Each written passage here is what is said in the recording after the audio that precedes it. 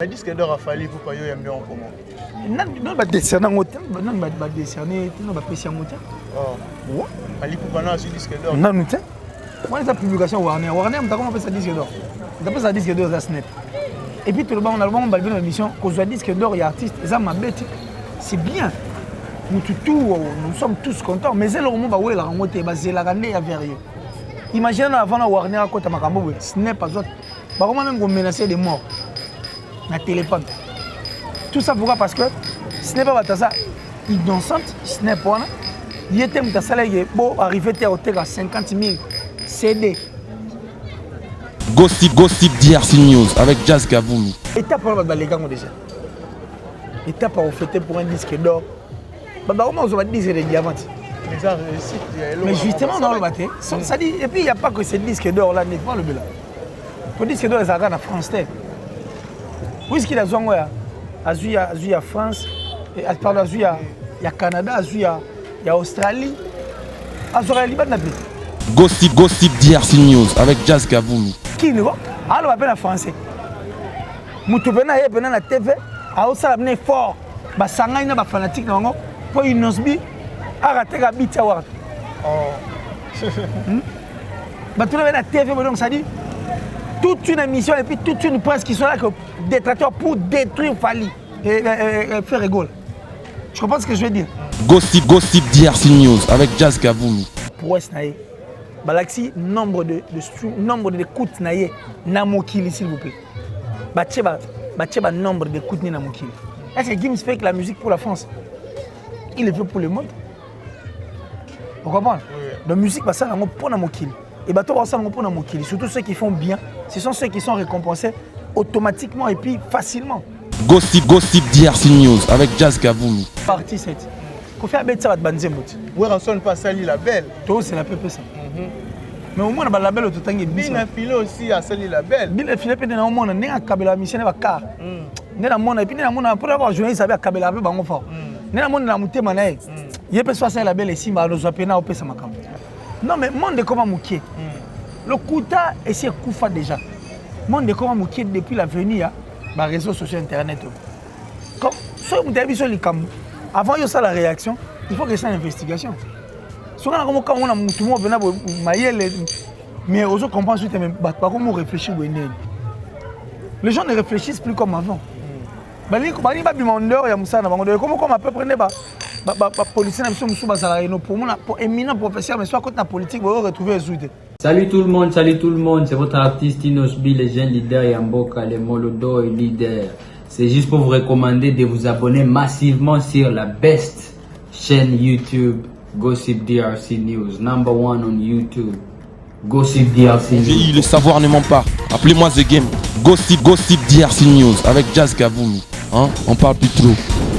Presse en ligne. Avec intelligence, avec sagesse, tout ça. Pas trop de polémique. Ce qui on mélange pas les torsons et les serviettes. Hein? Nous on est serviettes. On ne dépend pas des torsons. Gossip DRC News avec Jazz Kaboulou. De belles interviews, de belles collaborations, de belles images. Parole de Fabregas. Yo, alerte générale, abonnez-vous sur Gossip RDC News. Ciao, Gossip DRC News.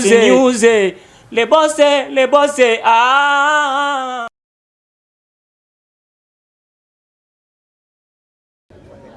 Merci de nous rejoindre sur Gossip DRC News, la chaîne pas comme les autres, qu'elle mélange jamais les torchons et les serviettes de chaleur. Merci.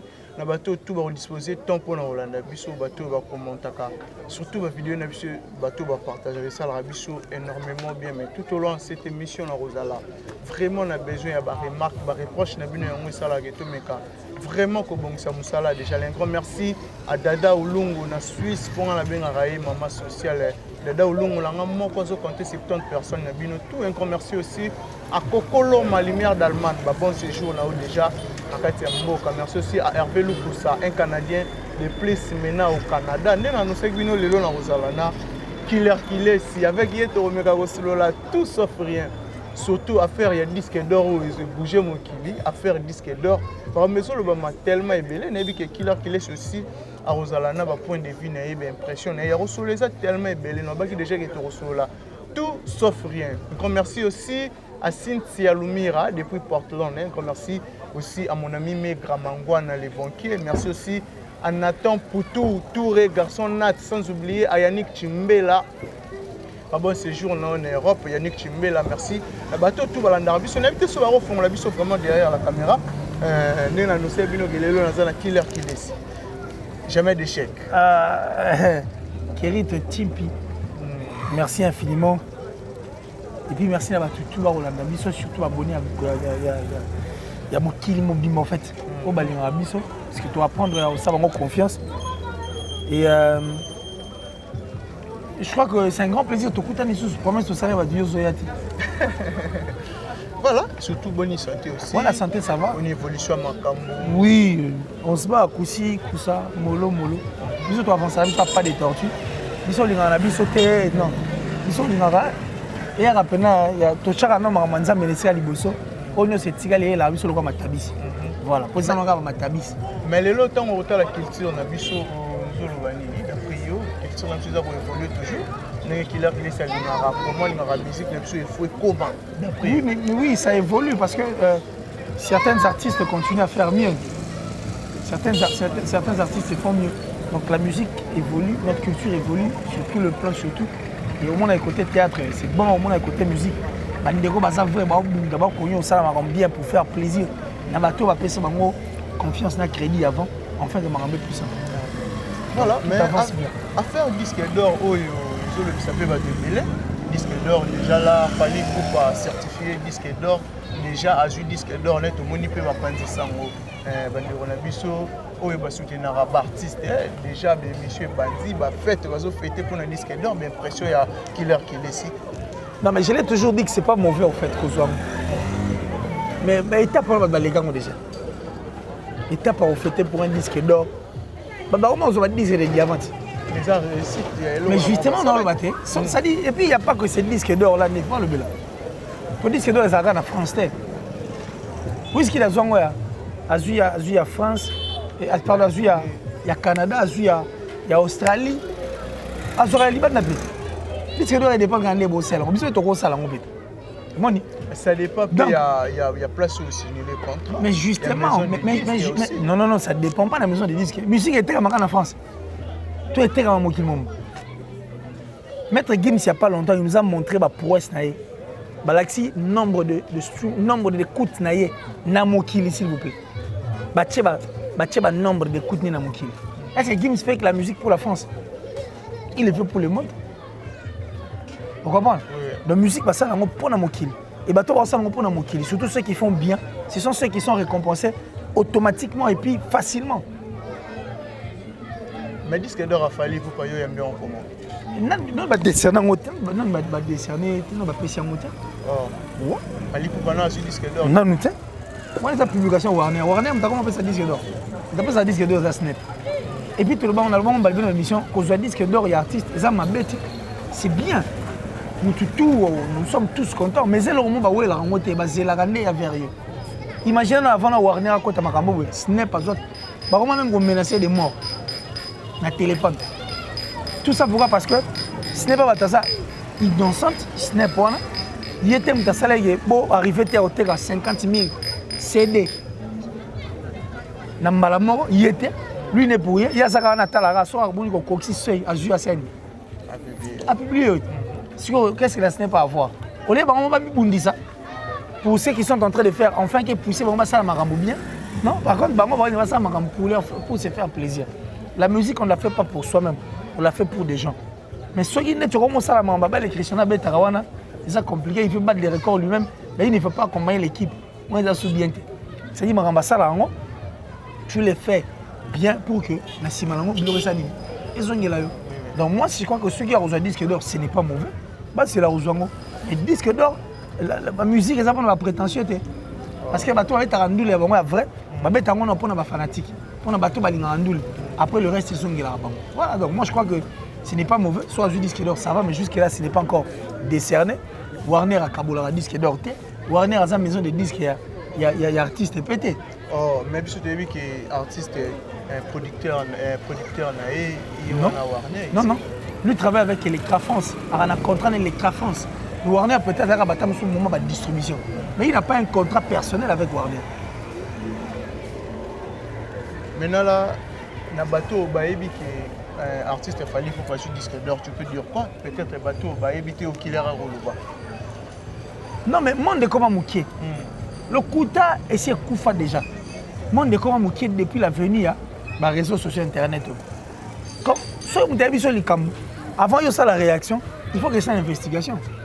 Souvent quand on a tout le monde venait mailler mais aux autres comprendre suite même pas comment réfléchir. Les gens ne réfléchissent plus comme avant. Bali ba bimondeur ya musana bango comment à peu près ba policier na biso musu bazala no pour moi pour éminent professeur mais soit côté la politique vous retrouver les tout ça pourquoi parce qu'il y a comme lié mbongo comme ça et puis a bungisi éthique a bungisi na direction au nom de l'argent. Vous comprenez? Les mamans on appelle comme ça.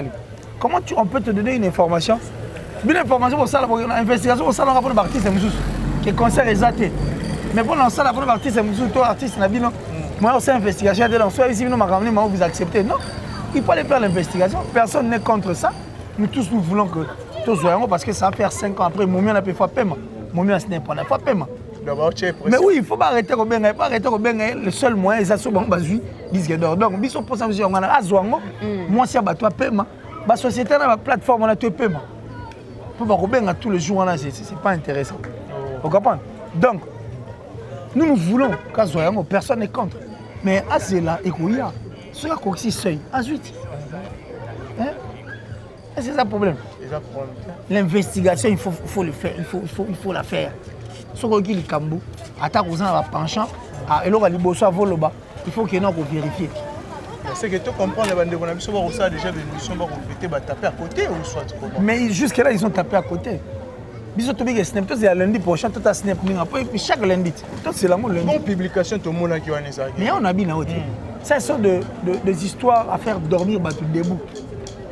Et question de vouloir revenir à l'actualité, même des signes d'arabat comme à niveau. Tu comprends ce que je veux dire? Moi je crois que le roi il fait ça sans grimace, sans matata, sans makelele, sans robenga, frère Yangomo. Toi tu as déjà vu Gims venir à la télé dire aux gens qu'il a mis cet album dans 2 jours, ils ne le font pas, ils ne le font pas et puis tous ces artistes-là ne le font pas. Bah ça la honte parce que bah ça va prétentieux. Ils jouent de la musique pour tout le monde. Le reste c'est Roya. Bah ça la nani ba chrétien ba tchaka ba tchia bo konzanza be liboso. Nous c'est pesa le roi matabisi. Kasi ya bongo. Tchana no musique ne sika liboso. Pesa no makamuna ndule. On ne se tika le Roya. Bien sûr comme le gloire avant mais bon. Ne confusion ngwana. Mais qui leur qui laisse éviter un album voilà. Bah, featuring à mon cas, c'est bizarre. Mais qu'est-ce qui fait que si les autres disques d'or il y a moins de problèmes. C'était ça aussi, l'objectif de l'artiste. Il savait que sur la salle featuring, il y a un moto, il y a un temps, il y a confusion totale. Nous, les excuses arabes, au gros, ça, la featuring, c'est vrai, c'est bien mort de faire un featuring dans Moutaïbana. Peut-être pour ta visibilité. Beaucoup de pêche à Yoganita. Beaucoup de pêche à Yoganita. Boche pena chan yoganité. Pourquoi yoganité ce qui est artiste à mais il y a un lobité. Mais makamuna yo na nga eza ko kesana. Nga ne osala featuring ze moneko simba pete. Mais on appelle o beti featuring na mutumo mususu we pouf et simbeli. Album penze on peut sali succès et comme tube na mokino. La musique ya randeng wana. Musique bakanela ngo tona musique basala ngo calme basala ngo na mutema mabete. On fait la musique avec un cœur vrai. Un cœur blanc. Sur sa musique na mutema na omona que musique e ba no selo makambo yo lingi. C'est comme ça. Toi, tu penses que toutes ces personnes qui achètent ma CD, la Gims Sports a certifié, les Arabes fans. Non. Et ça va fan peut-être me soit Bouba Bayara. Pour dire pour ta maman, Gims Sports a monté en fond. C'est la paix, ça va avantage, ça peut ça va carreau. Les gens viennent. Et c'est comme ça, c'est la moindre de choses. Mais est-ce que parmi les réseaux pour ma culture, on a vu ce pays, Maramba, bon, ils ont un cas qui est monté à ma. Mais bien sûr. Pourquoi pas péter Kocha Mouninga pour même si Bafan, il y a Ferrego, là, Bafan, il y a Kofi Olomide, il y a Weranson, il y a Jibem Piana, il y a Manda Chante, il y a Blaise Boula, Kocha Mouninga pour un moment où tout le monde a déjà tout le bagage comme déjà la finale. On a un match pour que après ce résultat bien à il ne faut pas être un vrai fan. Il y a tout le temps pour ça, parce que quand nous avons tout le monde a TV, tout le monde a même des commentaires, ce que les gens font pour ces artistes. Et il y a tout ça, on a notre anakin. Nous tous arrêtons de checker caméra avant le plateau. Alors ça l'émission, na boule que a incité les combattants à penser concert à Kofi. Na qui alors on appelle en français. mutu pena ye pena na TV aosala bine fort basangai na bafanatique na bango po Inosbi arateka biti award bato na na TV donc ça dit toute une émission et puis toute une presse qui sont là que détracteurs pour détruire Fally et Ferrégol. Tu comprends ce que je veux dire? Pour détruire Ferrégol. Tout de suite, donc ça dit toute une presse. Sur yo li ba fanatique ba ta ba mon ande bo sala ba président ba bango. Ne bo sala ba. Et on a lobby, on a parmi mais justement ma bewana quand toi tu as un mauvais cœur musicalement parlant. Ba ba ya faire yota. Oh. Est-ce que Ferrégol a rappelé mon thème là? Yo lingi kotanga bakuba de trop. Mais faire à la bien. Yo bire bo boine. Pour la faire. Marca où je viens boine. Pour la faire. Chiki to va bonana. Bercy atava pas Félix mais tant qu'il pas faire afungole mutema ayoka na igat. Même avec le temps là aussi. Mais justement sur Kekou no yeba, j'ai confié, sur que pas après tu vas retrouver des gens pareils. Mais ce qu'on a orchestre monsieur Abnoé bo quand même. Oh musicien leader. Ouais. Tout temps là ndenge mo na bango nzela to le kana. Tant so abengi ngaye ba bengi. Tant so abengi ba bengi. Ce côté le leader à foula rabat. Mais mon thème ma belle. Quand tu n'as pas un bon cœur, c'est pas bien.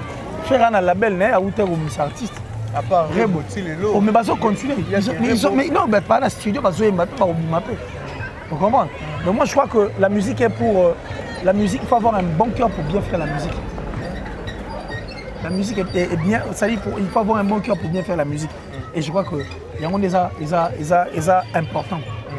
Voilà, j'aimerais bien que pour que tout boucler vraiment parti on peut ce message moins clé na ba fanatique il a fallu pour pas peut-être les autres taper à côté n'engé le killer qui ici nanu toujours le côté mais toujours c'est plaisir le roi nanu va publier diplôme de tête mais ngala ocha de abatu fufu qui est déjà nazi n'est-ce que biloko yango moni boma yango moni biloko boma période momini kala tango biso ba résultat ba na ba journaux oui ma mtana mona tellement ba résultat bimi université le roi il bandel yo kyo di ba resta na limité mais le roi rentré académique et ça les mara yo kyo koti déjà au bandi no PDH au bandi pe fouti pe ba minerval bandi assurance ka dans bo que na journal bu comme ezati on va perdre ça là kasi yango on ne chante jamais la victoire avant la guerre. Voilà killer est habité Innocent Baloumé non déjà disponible mais habité qualité à clip il faut laisser Achille Baloumé. Tu es un monstre, tu es un dieu à image. C'est-à-dire un réalisateur n'habité Achille Baloumé.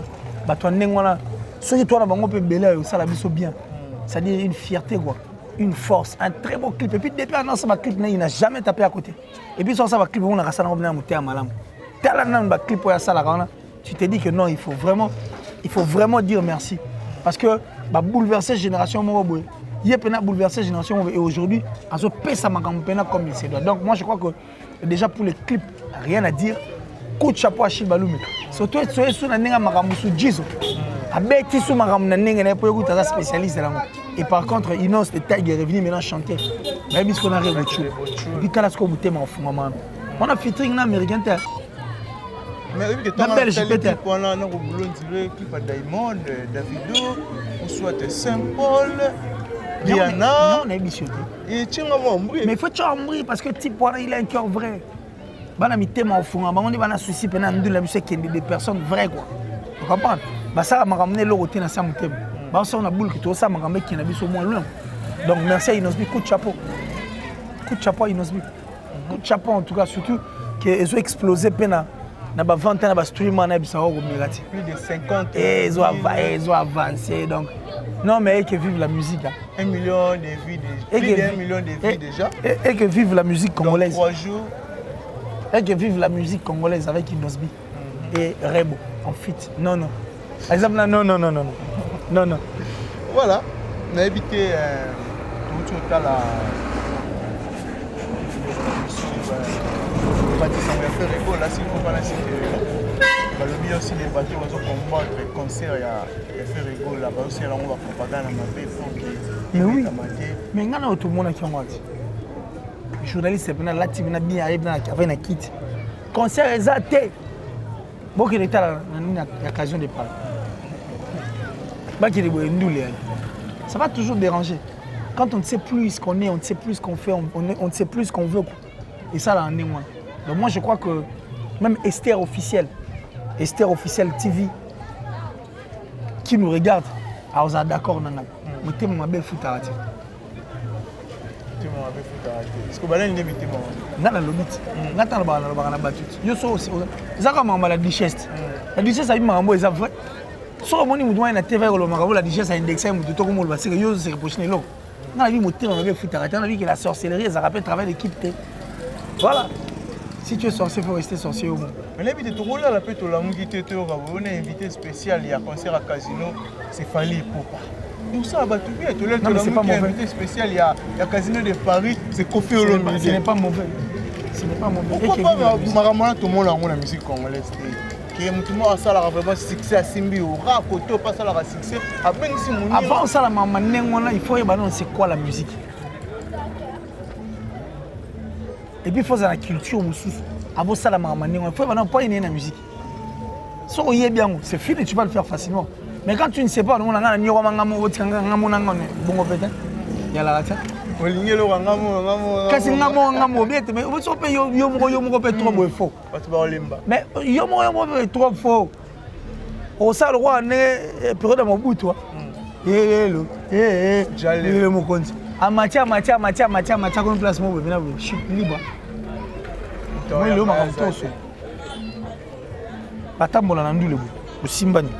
Les armes Nigeria ba problème mais ce comme mandu ba simbani ba oya. Mais les hommes on a solidarité. Bon, il y a la presse dans mon bon il y a la force.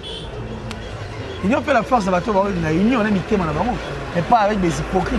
Il y aura pas avec des jaloux, pas avec des ennemis. Union sacrée et la musique, et les lots, il y a tout le monde même là-bas. Mais là, c'était avant. Musique, c'est un business. Là, c'était avant. Il faut comprendre le rôle Lingui. Place au Outina Kotoken. Il faut comprendre le rôle au Sal. Si on comprend le Sal, Magambo, art. Il n'a pas compris que je suis rebot. À publier, à faire un masse en avant-plan, à poster un masse à pèse un masse en clip na succès, c'est ma best la damson. Ma benga ba gaz fabulous boy au figure pas moi il a figure là pour permettre OK musique. On peut monde ngano ya inosbi, n'a fonctionner là. On comprend? C'est l'ouverture d'esprit. Il faut avoir un cœur comme fer et qui prend à jouer rebo, à aller dans le nez à PC makam. Faites comme Kofi Olomide qui accepte de venir chanter avec Nani Garvey. Il y a Mbogeleng. Mbogeleng, au Saranate quoi donc. Ça dit, il faut pour Kofi pas dans la base à succès, bah jeune et belé les lots. Il faut ce qu'on fait en thème, on va bon mais quand tu n'as pas un cœur pareil, mon bout il faut savoir papa chéri qui accepte.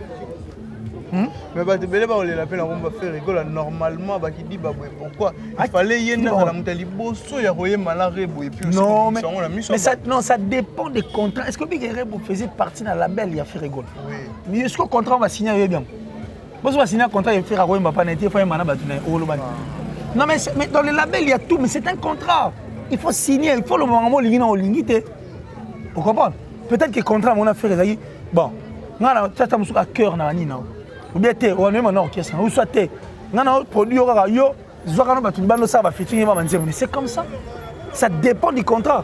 Ça dépend plutôt du contrat. On va signer, on a fait rigole. On ne va pas directement dire des choses. On a vu aussi longtemps. À outil la label et puis il y a la belle affaire structurée. Et puis ça structuré juste à la preuve du contrat. Non, mais l'artiste et musicien tout presque vraiment la label. Net label. Il y a aussi un victime dans la label. Avec quel artiste? Et puis aussi Kofi Central peut avoir un label. Mais Kofi est venu ça artiste. Kofi a bête ça va te banzer. Oui, on sonne pas ça le label. Toi c'est la PP ça. Mais au moins on a label au tout temps il Bien affilé aussi à ça le label. Bien affilé peut être au moins on est à Kabela mission va car. Né na mona et puis né na mona pour avoir journaliste avec Kabela ba bango fort. Né na mona na muté manae. Il peut soit ça label et simba no zopena au pesa makam. Ah bon. Après ça vraiment makam. Aye au simba. Au zopena sigma chose à muté ma bête mambo ça. Bien affilé oyo. Ayo rango. Hugues. Aye comme les pena. Hier au simba. Et simba. Voilà, mais n'est peut-être autre monde à Didiston, tapis rouge Didiston, artiste belé baluka pe o matango mingi pe na mboka na biso bazote mais Didiston a eu chance wana mona Kofi Olomide ça la non de komona papa star moi aussi donc on a bien un méga star o azo sala ba collaboration na batumso to ka na musika Bariana Mais justement, c'est ce que j'ai dit. Donc moi, je l'ai toujours dit. Ça, dans un conflit, il y a moi en assurance. Esprit est en elle. Et en tout cas, félicitations dans ma cambo et commune. Je suis très très content. En tout cas, surtout, j'étais surpris au monde. On peut gagner les poste comme on a dit, on va aller m'emmener à la côte. On a vérifié la Monica. Ok, c'est vrai. Et c'est comme ça que c'est une fierté. C'est une Congolaise qui était sur ce tapis rouge en présence de la grande star rebelle à Moukimouma. Et tant Hamilton a posté, c'est une Congolaise. Congo, Luki RDC. Son père, Kofi Olomide. C'est une fierté. C'est-à-dire, au moins, ça fait du bien. Moi, les fruits à monter à Malam. Et puis, fruits encadrement Malomba. Il y a qui est au Je me suis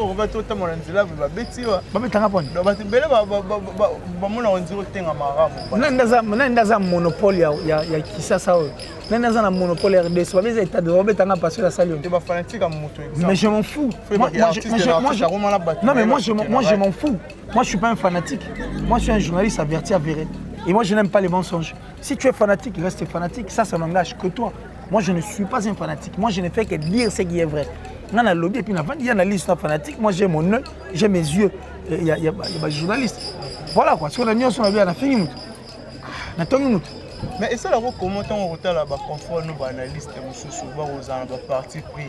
Il peut tout changer dans longo. T'es dans la partie pris. Moi, je parle bien de tout le monde. Quand tu fais bien, je parle de toi et puis moi je fais ce qui est plus normal quoi. Majorité comme des bateaux dans la partie pris. Bon, si on a parti pris, moi peut-être que je vais m'intéresser. Mais si on a un intérêt, là, attends le côté, ça y est, on va ça la cop dans le côté, là, boutique, c'est bien. Là au moins ils sont clairs. Mais moi, je crois que parce que c'est d'abord une passion. C'est ma passion. Pour ça, il faut l'art de la tiga copo. Si on a l'art de la sundolango, on va pas dans la salle parce que c'est ma passion. Et puis je l'ai fait pour accompagner en fait la culture, étant donné que moi je reste là, point barre. Sur la partie, mon point là à l'intérieur, c'est lequel?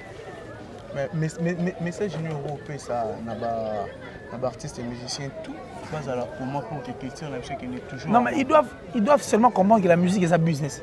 Soit comprendre que la musique est un business. Soit comprendre que la musique est un business. C'est fini. Donc la sorcellerie n'est pas un travail d'équipe. Si tu es sorcier, il faut rester sorcier seul. Et on ça bien.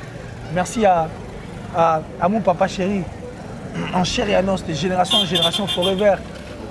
Joe Lili Atala, le patron de Translation 7. En tout cas, merci infiniment. Bandeko Tour, pour sa traduction du Kanda na bango. Bakenda, on a Translation 7 pour la traduction na bango et on ça bien. Merci à Datichou, la Datichou plutôt la plus suspecte et la plus discrète en tout cas. Il y a France, on a sponsor officiel. Il y a Killer qui est en tout cas, merci infiniment. Janice Tanchunga pour tout Bangamouchuri de Suisse-Hollande, le goût du temple vient à Bisso. Kitogo, merci na yope le rôle là. Yves Massamba, papa na Solestavi, na Solestana Massamba. On t'aime Solange Moulabo. Parce que le anniversaire à Solestana, donc bon anniversaire à toi bébé. Je pense que je voudrais aller aux Amalam pour nous. Donc au Salabiso bien. Se retrouver autour d'une table en tribun, on a Colorado. C'est ce que tu sais, on a Kina. Ah, on a ça au Solange Mboula, Bobo, Bana Gitogo, non. Bana Baza Gitogo, donc Yves Massamba, Tiga. Choix Malam et puis des beaux enfants. Solestavina, Solestana, Massamba na Colorado. Merci à Esther, Esther officielle TV, merci à toi. La top modèle, la plus belle, et puis la plus sexy en tout cas, de son pays et de sa ville. Merci. Merci à maman chérie, maman Julien Diebo Bissembi, depuis les États-Unis. Yannick Kaira, la vraie monnaie invisible.